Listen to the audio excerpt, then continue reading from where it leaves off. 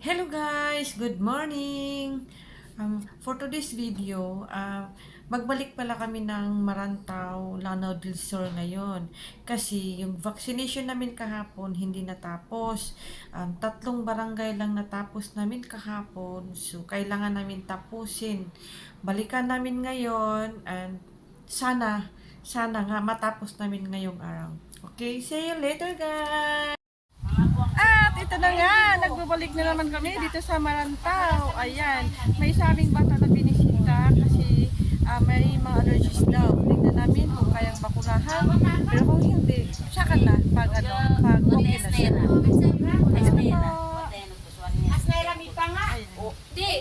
Ayan, nag-interview po sila sa aming pasyente.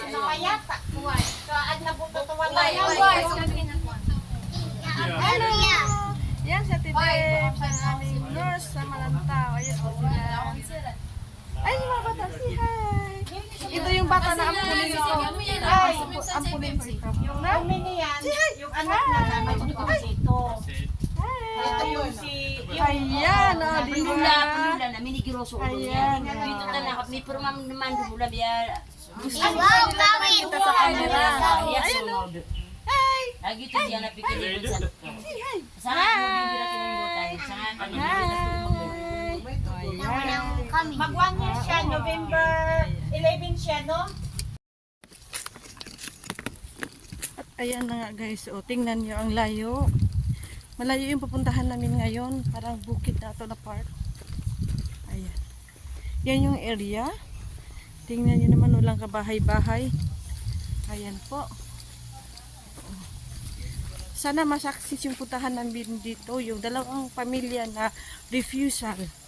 Ayaw ipabakuna yung mga anak dahil daw, ever since naman daw na pinanganak yung mga anak nila, hindi naman daw nabakunahan. At sabi, hindi daw nagkakasakit. Tingnan natin kung kakayanin ng aming powers. Ito po yung bahay. Ayan po. Andito kami dun sa bahay ng refusal. Sana makaya namin na bakunahan yung ako daw. Kawalan nito yung mga magulang.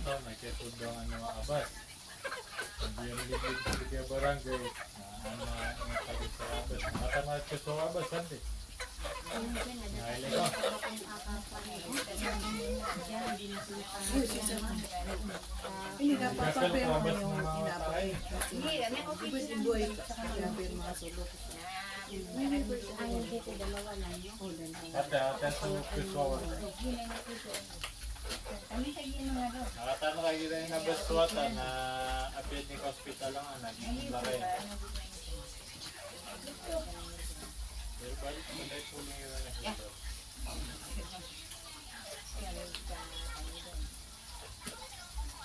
Pero iwan tayo sa iyo daw ka ba muna?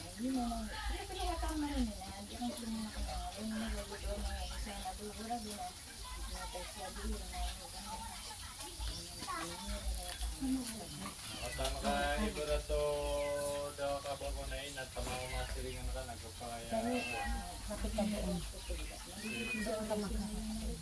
Pagkakaya sir kami sa bakso kapaka po mga silingan niya kada ka ba muna ito mga tayo.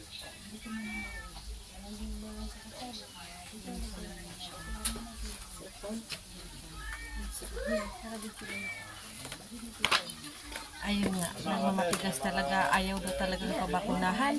Kasi daw, natatakot na baka mamatay daw yung apo niya. High risk ako. Kaya mahalin din ako. Ayun guys, nakakalungkot. Dalawang pamilya, hindi talaga na-convince na magpabakuna. Sayang yung pagkakataon na mabakunahan sila ng libre. At ito, tinawag kami ng isang nanay dito sa kabilang bahay. Ayan, willing magpabakuna. Kasi naiintindihan niya kung ano yung benefits ng bakuna sa katawan ng kanyang anak. Ito po, nandito kami. Ayan sila. Ayan po. Sana lahat ng nanay ganyan, no? Why? Sorry guys, napasigaw na putol yung video. Kasi natumba yung puno ng papaya.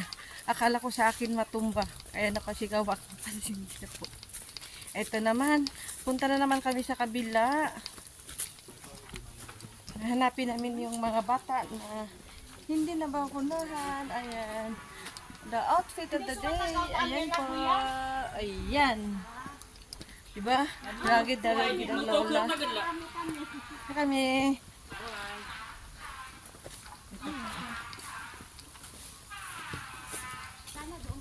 Ayan. Yun yung dadaanan namin. Grabe, no? Sacrifice na this. Para lang mabakunahan lahat ng mga bata dito sa Lanao del Sur. Kasi ayaw namin na marami pang bata na madisgrasya dahil sa measles po. Kaya ginagawa namin ang lahat para mabakunahan sila. Pero sayang, nakakalungkot kasi talagang mayroong matitigas ang ulo, especially yung mga matatanda. Ayaw talaga nilang pabakunahan yung mga anak at saka mga apo nila. Sana magbago yung isip nila. Open naman kami 24/7 para kung may sakaling may magpapabakuna, mabigyan agad ng aming serbisyo. Okay?